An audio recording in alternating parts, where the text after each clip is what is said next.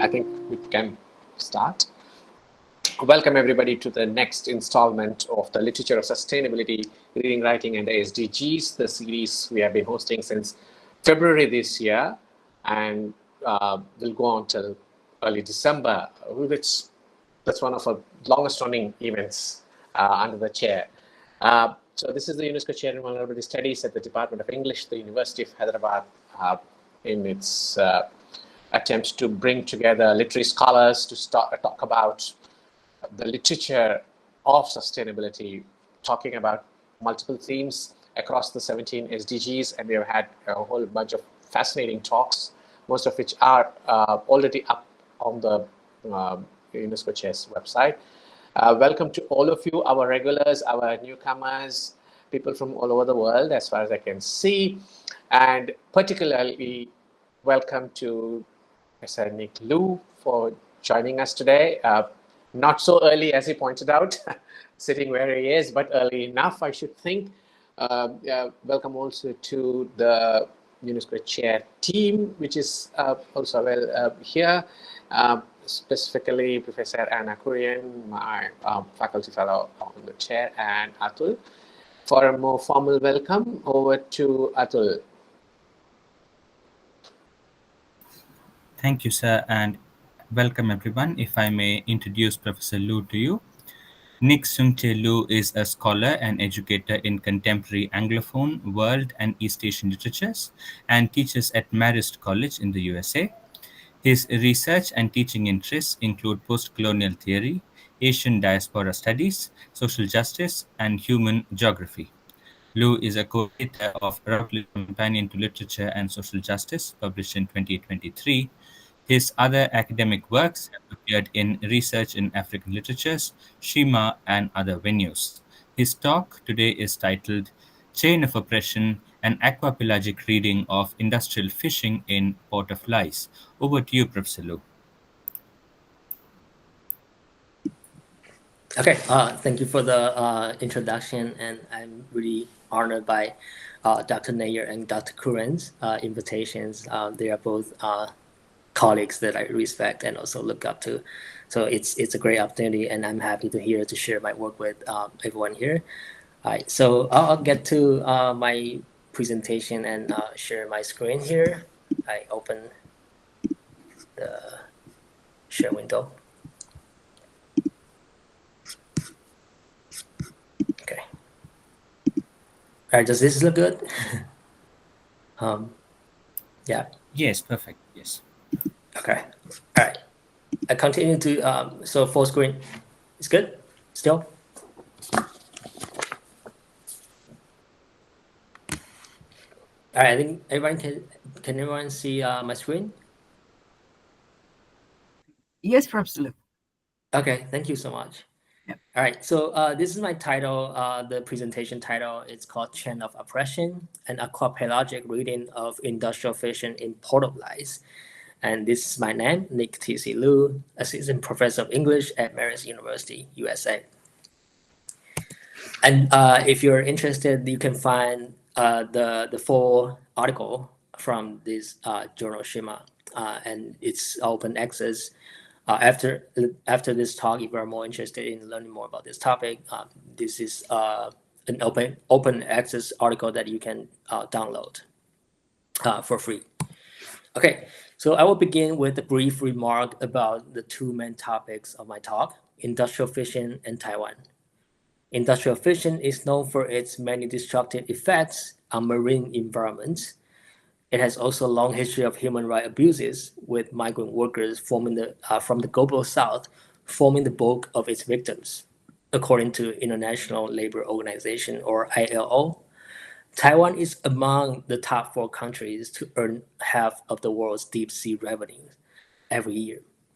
So my question is, how does Taiwan understand and improve its role in a global industry known for frequent abuses of human and nature, especially given its interest in becoming a responsible partner of global affairs? Tong Fu Rui, like the author's name is Tong Fu Rui, and his novel Port of Lice seeks to answer this question. Published in 2021 and later adapted into a Netflix series in 2023, Port of Lies is a Taiwanese crime fiction that critiques the complex network of political and corporate interests behind Taiwan's fishing industry and its exploitation of indigenous people and migrant workers. The novel revolves around the shocking murder of a family of three, a fishing boat captain who is an indigenous person. His name is Zheng Chun, and his wife and their 2-year-old daughter. So 3 people were killed in the murder. And the killer is an Indonesian migrant fisher. His name is Abdul Adol, who was previously employed on Captain Chen's vessel and was regularly abused while on board. Abdul Adol is soon sentenced to death. His lawyer, a government appointed public defender, the name is here, Tong Baoji, continues to investigate the case, hoping to overturn Abdul Adol's death sentence. Tong eventually discovers that Abdul Adol was a minor when he committed the murders, and therefore cannot be sentenced to death. But Abdul Adol is soon executed anyway. The readers later find out that the Minister of Justice, known for her agenda to abolish the capital punishment, deliberately withhold from the public the truth about Abdul Adol's age. Her plan is to portray Abdul Adol as a martyr of an unjust execution to incite public anger and mistrust of death penalty in an imminent referendum. So Abdul Adol's execution was actually used as a political performance. All right, so my paper uses Philip Hayward's idea of archipelago to analyze Port of Lies. As a theoretical principle, archipelago focuses on the interaction of human and non-human activities occurring at the ecotonal spaces where aquatic and terrestrial ecosystems intersect.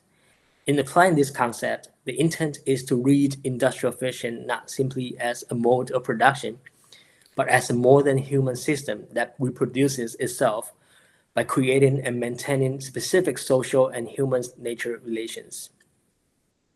Specifically, it'll be argued that as a unique mode of human utilization of aquatic nature, industrial fishing thrives on transforming existing social and ecological inequalities into an organized system of exploitation. To serve its purpose of profit maximization, industrial fishing reduces both marginalized human and marine life to mere means to an end. It's an anti-Kantian principle of injustice. Here's the structure of my talk. I first reviewed Tang's representation of major forms of violence in industrial fishing under the conceptual framework of hydrocolonialism to provide a real-world context for discussion.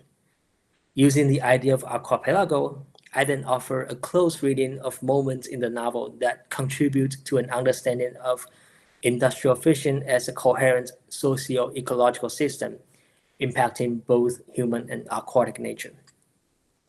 Lastly, I conclude with a reflection on the possibilities to decolonize humans' fishing activities as implied in the novel. Hydrocolonialism. In her theorization of colonialism that happens through water, Isabel Hofmeyr offers a helpful typology of hydrocolonialism. Among the many different forms of hydrocolonialism, the ship as a quote-unquote miniature colony is especially relevant here. The International Labour Organization has for years indicated that fishers on board long-distance fishing boats are highly susceptible to severe human rights abuses. These include, but are not limited to, human trafficking, forced labor, physical and psychological abuses, excessive workload, an unsafe and unsanitary environment leading to severe injuries, illnesses, and potentially death. Moreover, the physical isolation of long-distance vessels and their remoteness from territorial waters mean that fishers are essentially cut off from basic social services at all times, such as emergency care and protection of personal safety. So it's probably not an overstatement to say industrial fishing is a modern-day hydrocolonialism. In Transport of Lies, he represents migrant fishers' predicaments in explicit detail. In doing so, it transformed what appears to many as an abstract knowledge of distant sufferings on the high seas into vivid images of a highly personalized nature. The migrant workers of this novel, Abdul Adol, was initially scammed into boarding a Taiwanese-owned fishing boat, despite his complete lack of experience. On board, Abdul Adol's passport was confiscated. He is also subjected to frequent beating due to his inaptitude to work at sea and his inability to understand and communicate with the Mandarin-speaking officers. In the story, he also lost a finger. Here's a quote of what happens. The quote is here. Say, what happened to his finger? Tong Baoji asked. It was cut by a fishing line. It had gone bad, infested. He had a fever and couldn't get up from bed. He was going to die. The captain couldn't return to port. He could only cut it off with a knife and throw it into the sea. Cut off with a knife, cut off with a knife. On the boat, on the table where we ate. And so this quote just shows how like the dire situation is for long distance fishers, because sometimes it's not realistic for a boat to return to the port because it's too far. And so like sometimes they have to do this, and like migrant workers are like the major populations who receive this kind of mistreatment and also abuses sometimes. However, the violent practices of industrial fishing are not confined on the fishing boat. To ensure continued functioning and maximization of profit at sea, the industry needs to utilize all necessary means at its disposal to create an environment on land that is conducive to the reproduction of subjects, social relations, and human nature relations amenable to its exploitation. Industrial fishing, in other words, is not simply a mode of production. It is also a way of organizing social life and value system, and of knowing and interacting with marine life and ecosystems. It is, in other words, aquapelagic. According to Hayward's definition, an aquapelagic is a, quote, a social unit existing in a location in which the aquatic spaces between and around a group of islands are utilized and navigated in a manner that is fundamentally interconnected with and essential to the social group's habitation of land and their senses of identity and belonging, end quote. So in short, aquapelago means the integrated system of human, ocean, and land into one coherent system, where culture and nature mutually influences and shapes each other. We begin with the idea of the reproduction of social relation. Tang's novel shows how industrial fishing reproduces social relation through repetition and a cyclical plotline. He does this by having multiple indigenous and Indonesian characters go through similar, if not the exact same experiences, despite their different racial backgrounds and their different time periods. The novel's cyclical plotline and moments of deja vu are, in other words, devices that serve to highlight the mechanical and systematic repetition of violence in the fishing industry. For example, various characters of indigenous background and migrant workers all go through the similar experiences of injustices, even though they are set apart by 40 years. These include unsafe working conditions, uninsured employment, meager salaries, and compensations. There is another character who has had similar experience of losing a finger as Abdul Adol 40 years ago. That character's name is Luo, as shown here, Luo. Luo is Tong Baoji's father. So Luo and Abdul Adol lost the same finger because they were both deprived of proper emergency treatment on board. And here's the quote that shows what happens.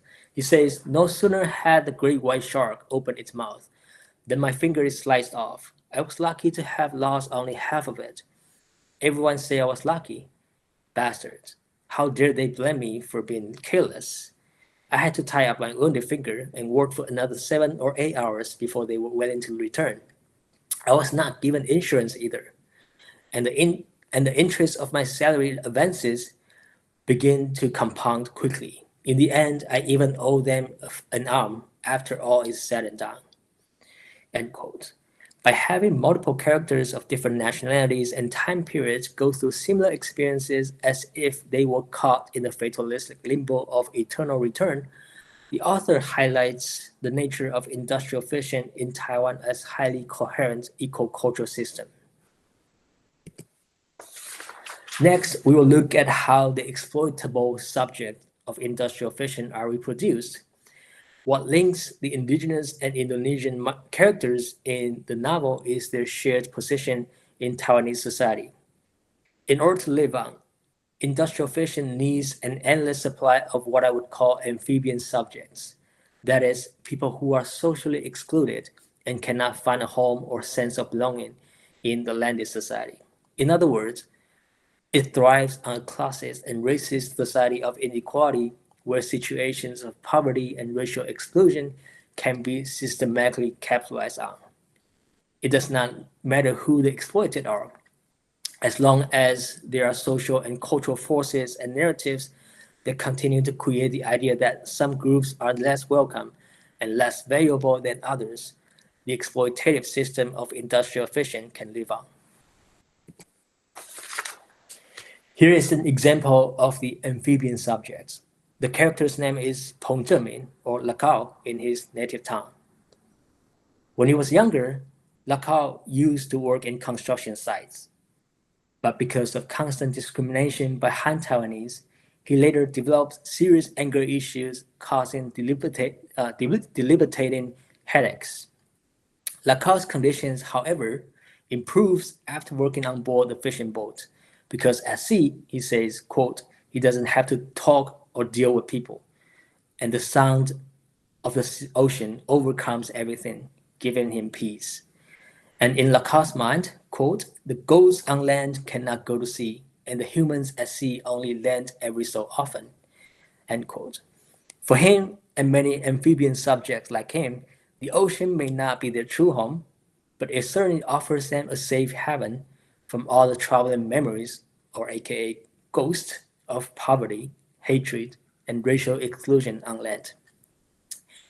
As you may recall in this novel, the migrant workers are also amphibian subjects whose foreignness make it even harder for them to find a sense of home on land. It is this endless stream of amphibian subjects that keep the industry going.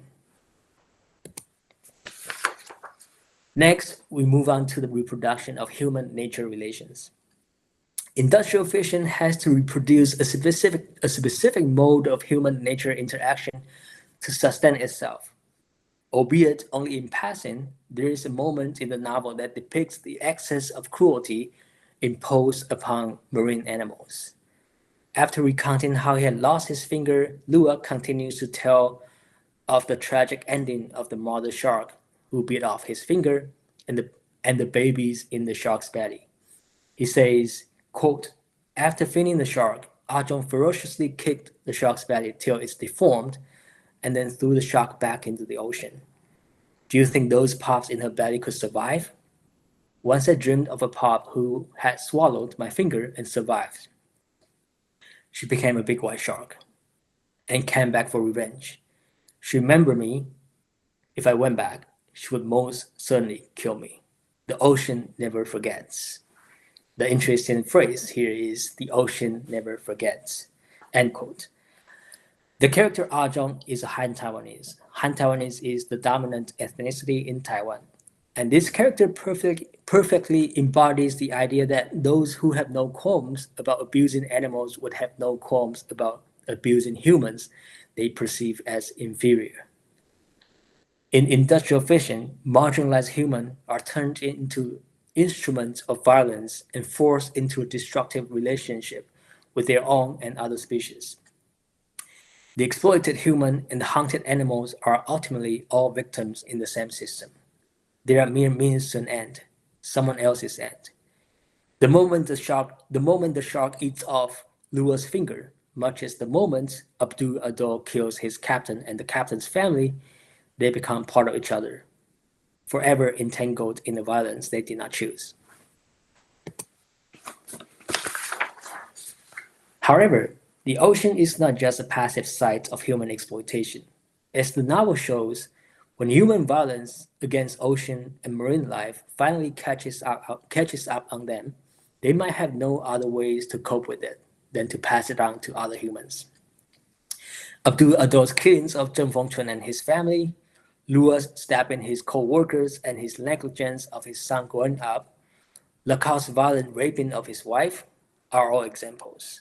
Anger, fear, hurt, revenge, and other negative emotions jump from one species to another, and from one person to the next. An affective chain of multi-species violence is set in motion, and it constantly goes and goes. The violence initially inflicted upon non-human marine life eventually becomes part of the social and cultural fabric that defines and reinforces the violent nature of a coastal community dominated by industrial fishing. Indeed, the ocean never forgets. It bites back, and this is its ultimate revenge. The novel offers some ideas to decolonize humans' fishing activities. Indeed, the aquapelagic spaces where land and sea meet and different cultures are brought together by marine economy are not just spaces where only stories of violence and exploitation are written. They are also spaces where people cultivate multicultural openness, understanding, and solidarity. Near the end of the novel, Tong Baoju breaks into the Ministry of Justice to force a stop to Abdul Adol's execution. Unsurprisingly, he is arrested and detained. However, during the interrogation, Tong deliberately answered all questions in his native tongue, making the Mandarin-speaking prosecutor unable to proceed. Tong's refusal to use Mandarin, a moment of Gandhian non-cooperation, effectively disrupts the workings of a judicial system that supports indirectly the exploitation of migrant workers. His purposeful refusal to speak in Mandarin further highlights the profound injustice of judging a person who cannot adequately express themselves. Another character that symbolizes positive change is Lina. During her time in Taiwan, Lina has remained in touch with her college classmates, Noor. Noor is a student activist deeply involved in the protest for legal reform in Indonesia. It is Noor's impassioned activism for social justice that inspires Lina to lend her voice by being the translator to the helpless Abdul Adol. For Lina, the ocean is what connects people of islands both physically and in consciousness. As she recalls what her father had told her on the day she left for Taiwan, quote, "We are people of islands. Wherever you go, don't forget to look at the sea," end quote. As the anthropologist Apeli Ha'ofa says, ocean does not separate people, it connects people. However, where the novel falls short is its lack of serious eco-critical engagement with industrial fishing. If industrial fishing, as this talk suggests, constitutes a disruptive archipelago that sustains itself by objectifying not only interhuman relation but also human-nature relation, a literature that many advocates for a change of human behavior toward each other is not enough. A post-human perspective, on the other hand, help us re-envision human as part of, rather than above, the world's archipelagos, where land, ocean, society are interdependent and co-evolving. If, for instance, industrial fishing forms a destructive archipelago, in which destructive fishing practices give birth to destructive human behavior and communal identity, as seen in Tang's novel, it follows that a respectful and egalitarian fishing lifestyle can create and nourish a more harmonious human-nature relation. My friend Pei Lin considered just such a possibility with the oceanic writing of Tao writer Xia Man Lanboen and Han Taiwanese writer Liao Hongji's work. Lin's insightful discussion proved that there are fruitful ideas inherent in Taiwanese literary tradition that can be used as raw materials to create a counter-hegemonic archipelago vis-a-vis modern ways of fishing. These include the Buddhist-inspired belief of human-ocean unity, as seen in Liao's writings, and the mutually benefiting human-ocean relation central to the oceanic Tao people's worldview and archipelagic practice. Here's the conclusion. Tang Furui's Port of Lies is in many ways a pioneering effort in Taiwanese literature to offer a focused response to and a thoughtful reflection of the island country's role in the global economy of industrial fishing. Through its realistic depiction of Taiwan's fishing industry, lays network industry.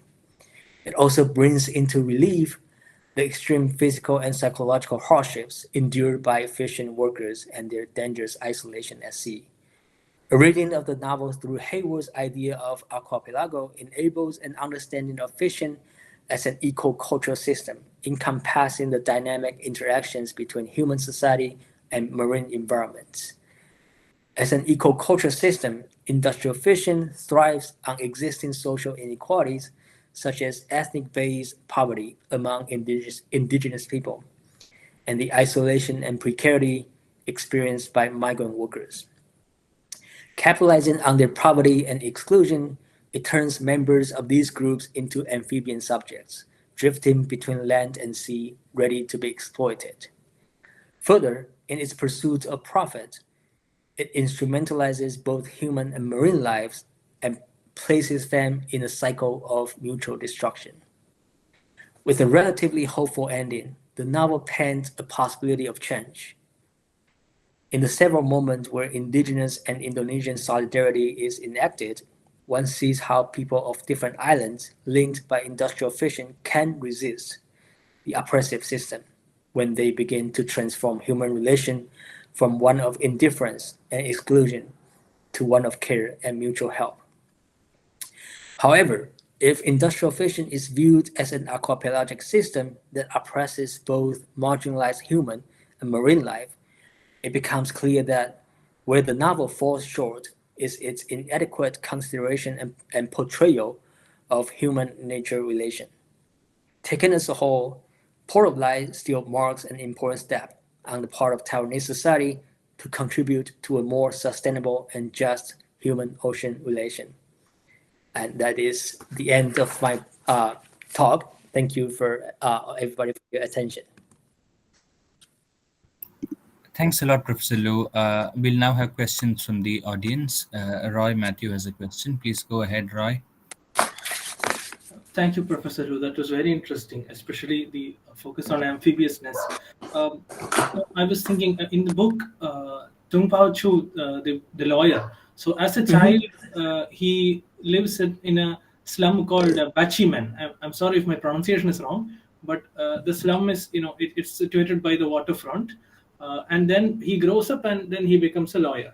So when he grows up, he has a contempt, he has a hatred for the place that he was born in, which was near the watersides. And I was wondering if this can be seen as a metaphor for the neglect that Taiwanese law, the legal system in general, has to distance fishing.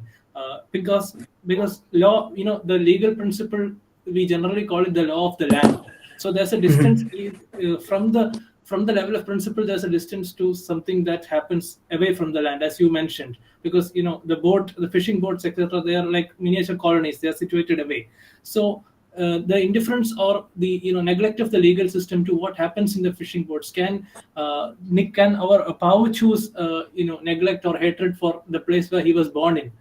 Can that be seen as a metaphor for the indifference of the legal system? That was my question. Okay, yeah, that's good. Yeah, that's great question, Roy.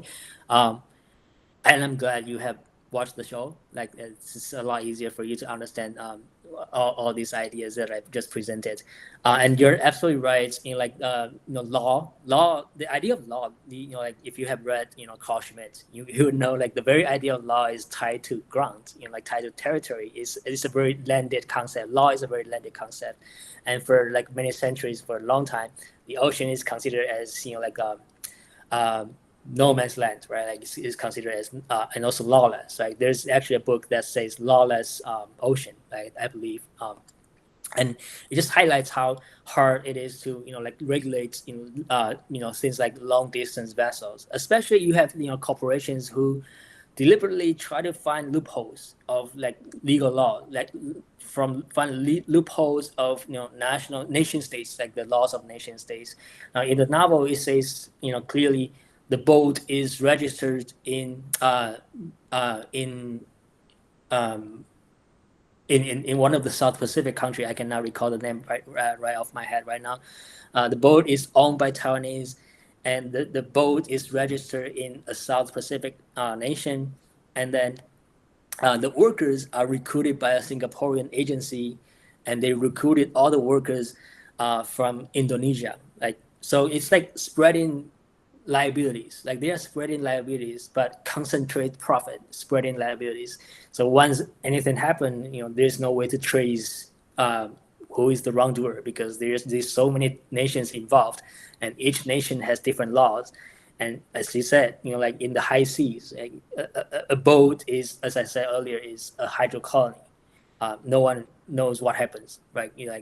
People have been thrown overboard even to this day. So it would not be an overstatement to say industrial fishing and long distance fishing is a form of hydrocolonialism nowadays, because like human rights are being abused and also transgressed all the time on the high seas.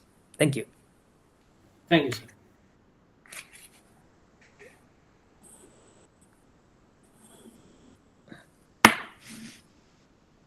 Do we have other questions?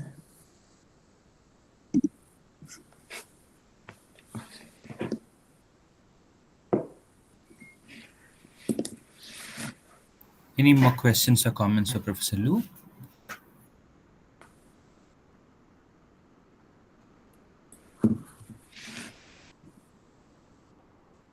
If not, we'd like to conclude the session by thanking Professor Lu, and also just to mention that your talk was quite timely and relevant to the series, because some of the earlier speakers have spoken on similar themes. We had Professor Isabel Hofmeyr from Witwatersrand, who spoke on hydrocolonialism and so on, and also Cindy Weinstein from Caltech, who spoke on Herman Melville's Moby Dick, and that was all part of the same series. So thank you so much. And your talk ties in with their talks, the relationship between human beings, human society, and the ocean, and so on.